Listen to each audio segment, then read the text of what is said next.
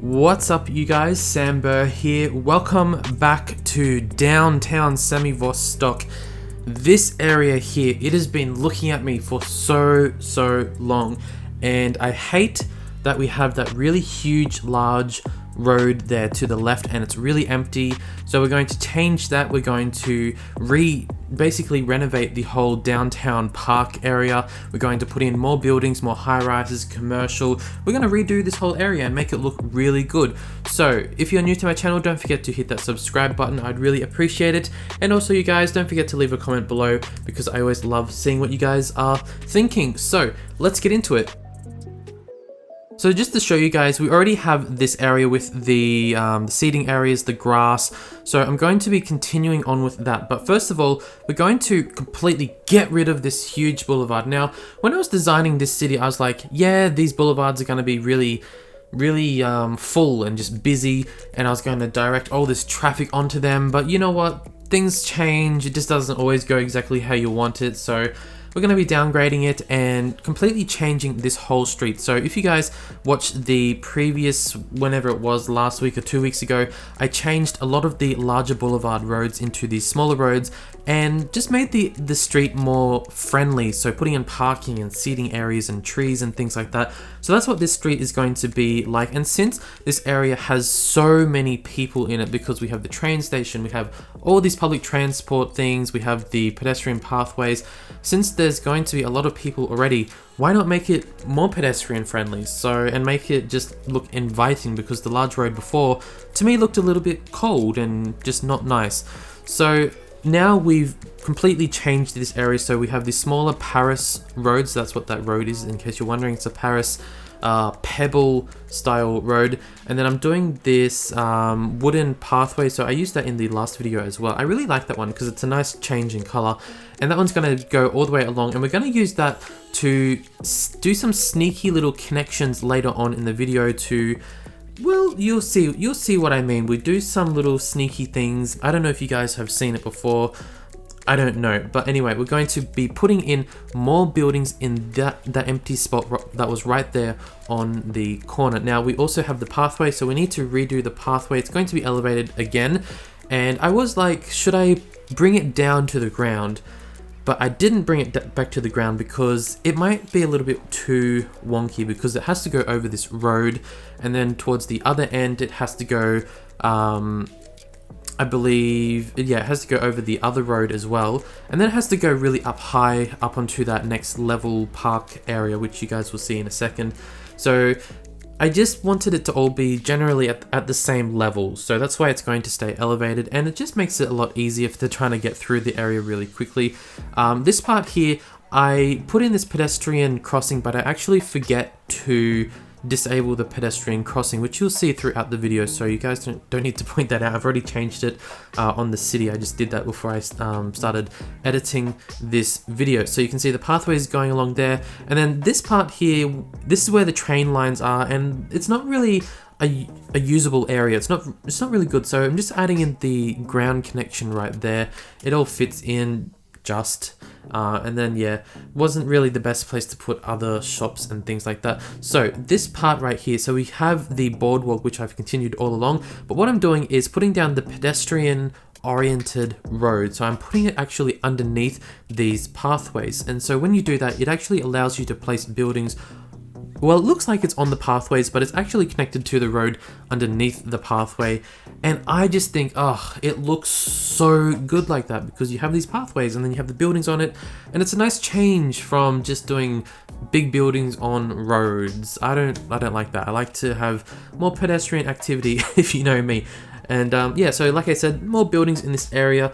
So we got the smaller ones just to fill in the gaps, and then the larger ones. So this area, it's going to have a few more larger, big, just really tall buildings, but we can get away with it. And you know why? Because we have all of this green space. So when there's more green space, you can have higher buildings because they can overlook the green space, but they can also look out over the main roads, the highway right there, and into the distance, because on the other side of the highway there, the buildings aren't that high, so there's a nice building comparison as well.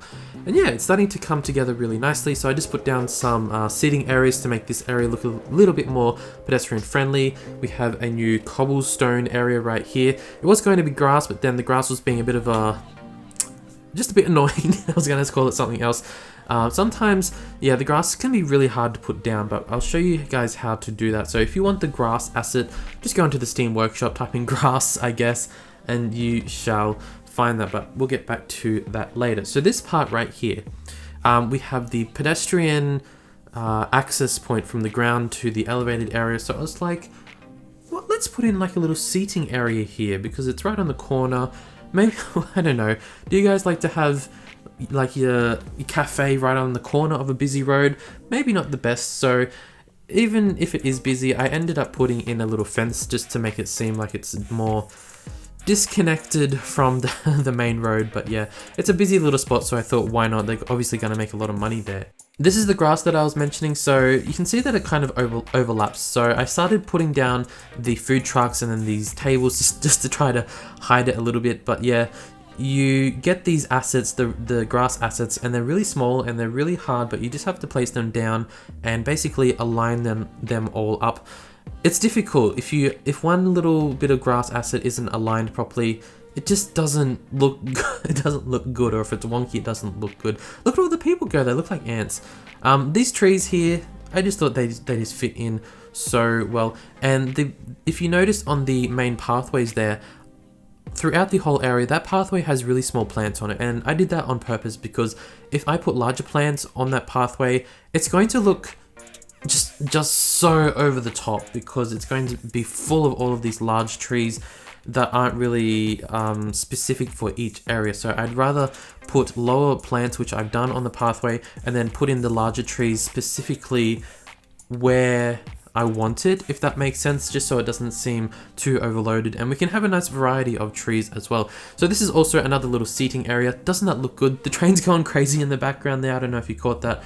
I just like this area right here because it's, I don't know, just those little food assets there with the seating areas and stuff like that. It looks good. It looks good. Along here also, people always ask me, why do I make the pathways next to the road larger? And that comes back to a town planning, I guess, method where you don't always want to have your pedestrians walking really close to the road, because like if I walk really close to a main road, I don't really feel that safe. I keep thinking, wow, the cars are a bit close. Like, wow, that one was really close. So I like to make the pathway a little bit wider away from the road, just to give them a little bit more space from the road, you know what I mean?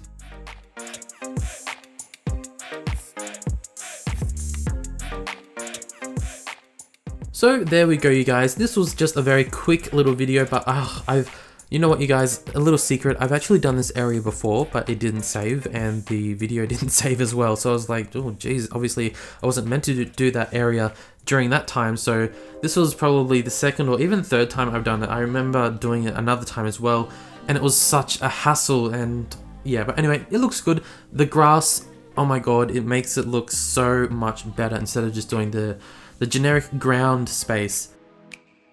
So what do you guys think? I love the larger buildings there. I left the grass bits open because I was thinking maybe they want to have a festival or some kind of, I don't know, I really don't know, markets or farmers market, I don't know. But it's just good to have that open green space in case they want something there. It looks good. I'm glad that I did this today because yeah, I've been wanting to do this area for a while. I love seeing all the little people there. That pathway asset, I don't know, there's something about it, you guys. There's something about that asset. It has a high attractiveness level. Maybe there's something about it, but I don't know. I'd rather see them all using the little pathways than driving, if I'm honest. So anyway, let's wrap up the video here.